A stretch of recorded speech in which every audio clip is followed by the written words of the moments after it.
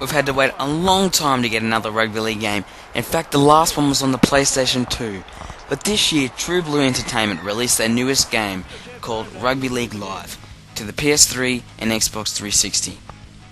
It's been years since Rugby League 1 and 2 were released, so getting a new game with all the latest technology would surely make the game great. Right? Well, the game hasn't really been a worthwhile wait. Rugby League Live is an enjoyable experience, but just lacks the amount of game modes to keep the game fresh and exciting. Personally, I'm a huge fan of Rugby League and a massive supporter of the game, so when getting the game, I knew I'd probably enjoy it, and regardless of the flaws it has. The game is strong in terms of normal quick play match. There is all expected 16 NRL teams and your Super League teams, with the added bonus of State of Origin, World Cup and City Country teams. Performing some of the most difficult things to do in the real game itself can be done in a single button in this game. It just makes it so unrealistic. One player can fend off 5 players to score under the post without you doing anything but press X. The game's strong point is its attack though.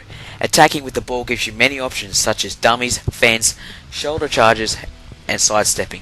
Using all these techniques gives the game a strong balance when attacking, and it is less glitchy, and the controls are much easier to use. However, the game's downfall is this defending.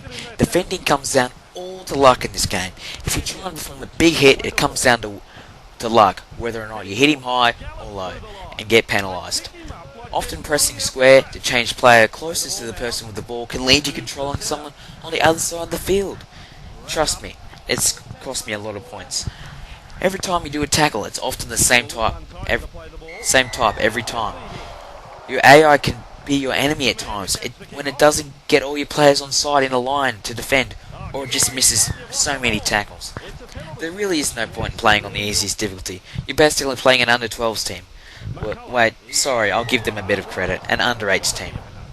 You can pretty much stand still, step, then you're away under the post to score a 4-pointer.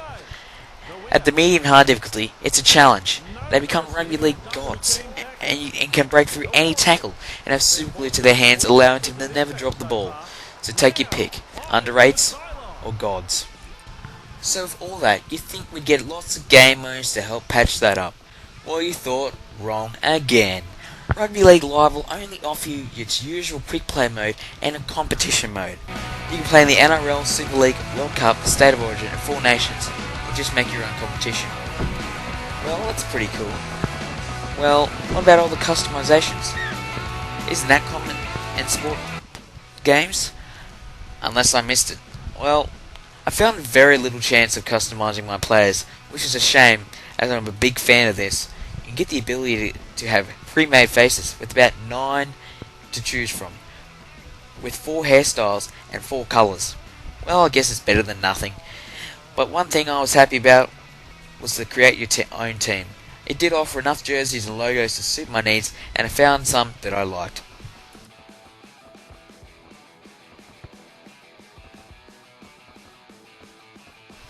Well, at least I can go online and go head to head against another player, right? Well, that is true, unless you're winning. About 90% of players will rage quit if they are losing, make it nearly impossible to get one of the achievements Big 10. But I've heard good things when you can find a player that'll actually see the whole match out. If your opponent rage quits, you don't get a victory, it just counts as a non-played. I was so impressed with the graphics of the stadiums and field. I thought they were very acceptable and well made, especially in HD. But don't get me started on the players.